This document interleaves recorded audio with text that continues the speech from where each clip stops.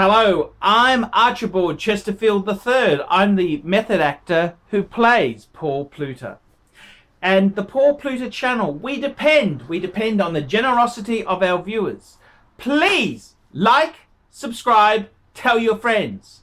And don't forget, I do paid reviews because I don't do shit for free. So for $20 US, I'll do a video about a watch, about anything you want to ask me. So $20 US. I've also got fridge space. Fridge. I'm going to be sitting over there in the next vids. I'm sitting here because I'm going to use the computer to read the this viewer email. Long story, but anyhow, please like my vids. Please, please, please, fuckers. Please like my vids. Quick wristwatch check. We're wearing the Rolex Explorer 2 Polar, tailored shirt with initials on the cuff, and we've got Paul Smith UK cufflinks. I'm just going to have a bit of a scotch. I've had an absolute bitch of a day, absolute bitch. And I got to tell you, fuckers, when you have an absolute bitch, have a scotch. Now, fuckers, this is a really cool email, and it comes in from Cameron. Hi, Arch. Hi, Arch. Please only use my first name. I've sent you $20 US because I don't do shit for free, fuckers. I would like for you to review and give your thoughts on my new Rolex Daytona reference 116500. What do you think of this sexy piece? Do you think this is a real get the fuck out of my way timepiece? And what does it say about its owner? A little history on the purchase. I purchased a Rolex Sea Dweller 16610 that I had owned for 10 years for a new he sold his Sea Dweller and he bought an Omega Speedmaster Sapphire Sandwich, which I then sold to purchase the ceramic Daytona. I only had the Rolex Submariner for a few months when the AD that I know called and said I had the opportunity to purchase the ceramic Daytona. A little wheeling and dealing went into this purchasing. What do you think? P.S. What are your thoughts on the black versus the white dial? The black dial edged it out for me as I felt the white was just a little busy and didn't seem to come together quite as well visually as the black dial. Thanks, and please keep up the good work. Respectively, Cameron. Now, I gotta tell you, Cameron sent me some pics, which I'm gonna post in the corner of my video here. And you know, I gotta be honest with you. This is one of the really anticipated watches of all time from Rolex, because you know we had the Rolex GMT, had the ceramic GMT, which I actually initially I didn't like initially, but I've come to really like it. I love the Batman. Batman. And they had the Deep Sea, which I thought was a bit big, 44 mil, big fuck off piece. And then they did the Submariner, which I think they fattened it out for, oh, it's not quite my cup of tea. And then they released the Daytona. So I've been anticipating the steel ceramic Daytona. What do I think? And I gotta tell you truthfully, what do I think? What do you think I think? What do I think? These are going for a huge premium over the previous model. You can buy one of these at full retail and make a shitload if you can get your hands on one. Obviously, Rolex has milked the supply and demand mechanism for every fucking thing they can.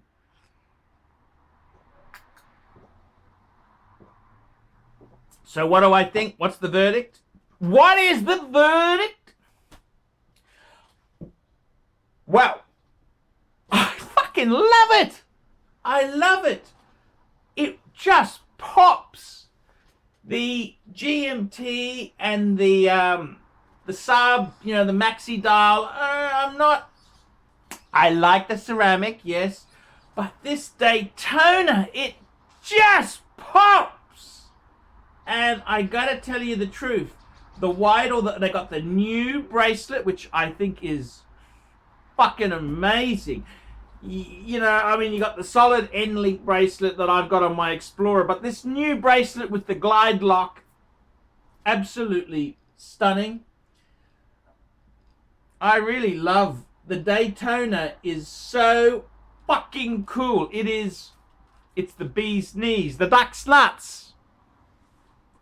I fucking love it. I absolutely love it. And I think the black, it just pops. Would I like one? You bet your goddamn fucking ass I'd love one.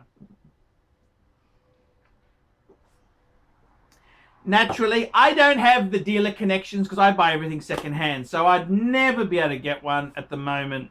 I'd have to pay a premium, which I don't do. So for me, it's a bit of a pipe dream. I think it's stunning. If a very wealthy fan, very, very, very wealthy fan took me into a AD and said, Archie, whatever steel sports watch you want from Rolex, it's yours. After I got off from groveling for the first 5 minutes, I would say, steel Daytona black dial, please. I think it's amazing. Absolutely amazing. I agree that the black, look, the black or the white, I'm normally I'm very much, I like the white face when there is an option. The Explorer, this is the 16570 in 40mm. It just pops with the white. Actually, the black's not terrible, but this Daytona just pops with the black. And I'd have an industrial accident with a Makita, to have one. It just, the whole package looks amazing. Okay, I gotta tell you, it looks fucking amazing. And I've fucking fallen in love with it, okay? If I had, someone said to Archie, any new steel sports Rolex you can have. Steel Daytona black dial. Number 2, steel Daytona white dial. Number 3,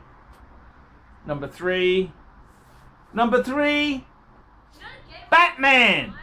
The Batman. That's what I would say. The Batman. And I gotta tell you, let me just close this door here. People are walking by. I gotta tell you there. What do I think? What do I think of this piece? Look, I gotta tell you, would I buy one with my own coin? Now, they're going for a premium. I honestly say, if someone said to me, do I prefer my gold sub or the Daytona? Gold sub. It's gold sub. There's no contest whatsoever. But if you had the chance to get one of these from an AD at list price, you'd have to go for this. What do I think of? It's just I've always loved the Daytona. I've never actually owned one. Never owned a Daytona. There you go, fuckers. That's a confession. I've owned so many watches. I've never owned a Daytona. The last Daytona I wore was a pink gold one I took overseas for my friend. Old model. Well, sapphire, you know, not that fucking old. But this, I'd love one. I would really fucking love one. It just pops. The proportions of the dial, just how the ceramic bezel looks. I think they fucking got it perfect. Absolutely perfect. I love the dial. I love the fact it doesn't have a date. I love Daytonas. Sorry, I love chronographs with no date. I love the Omega Speedmaster Man on the Moon, no date. I love the Breguet Type 20. I actually prefer the Ehrenvale to the Transatlantic Breguet because it doesn't, I think the date is superfluous. You don't need it. You know, I know it's an extra complication. It's yada, yada, yada, yada, yada. But I got to tell you, I love a chronograph with no date. And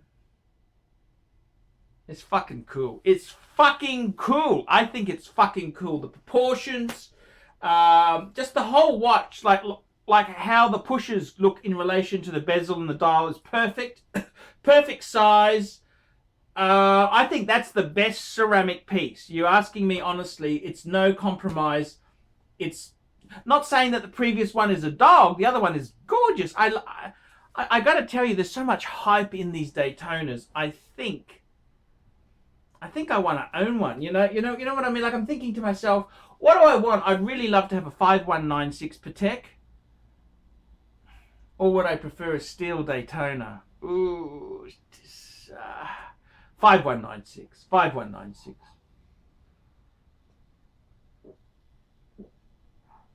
But I mean, if someone said to me, Archie, any steel sports Rolex you can have, ceramic steel Daytona, black dial, that is just fucking good. And I wouldn't sell it. I just keep the fucking thing. I just savor it, enjoy it, wear the fucking thing. I'd like to put a strap on it from Fist Candy, like a big rubber sort of fucking thing. I reckon that'd be cool. It's just, there's so much fun with that piece. I just adore it. I think it's so cool. I think it's so cool. So I think Rolex has got the mark. They're right on the mark, right on the money. The problem is they're being such cunts with the supply. I mean, it's the old Hermes Birkin. We gotta go on a waiting list. But it's all fucking, this is a consumer product, for fuck's sake. How do you increase demand? You make it so no one can obtain it. I mean, we all want what we can't have, don't we? You know?